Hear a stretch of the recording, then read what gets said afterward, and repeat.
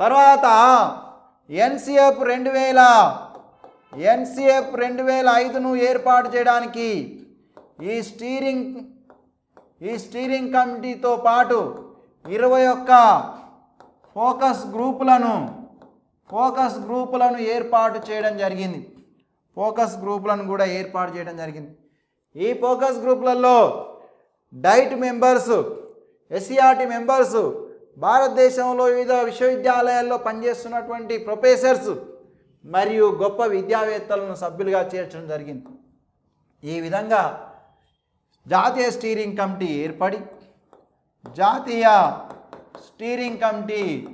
ఏర్పడి భారతదేశంలో దాదాపు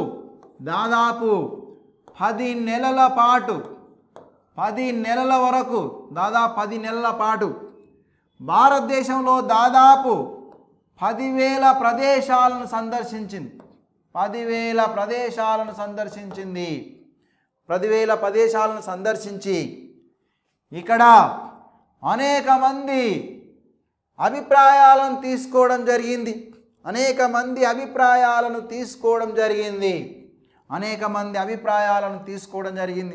అందులో ప్రధానంగా విద్యావేత్తల యొక్క అభిప్రాయాలను తీసుకుంది. అదేవిధంగా పాఠశాలలో పనిచేస్తున్నటువంటి ఉపాధ్యాయుల యొక్క అభిప్రాయాలను తీసుకుంది.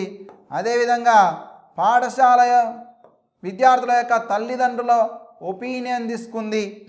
నెక్స్ట్ తర్వాత విద్యార్థులు, తర్వాత సామాజికవేత్తలు, ఇలా భారతదేశంలో విద్యారంగంతో సంబంధం ఉన్నటువంటి వ్యక్తులందరి దగ్గర నుంచి వారి యొక్క అభిప్రాయాలను తీసుకోవడం జరిగింది. అభిప్రాయాలను తీసుకొని ఎన్సిఎఫ్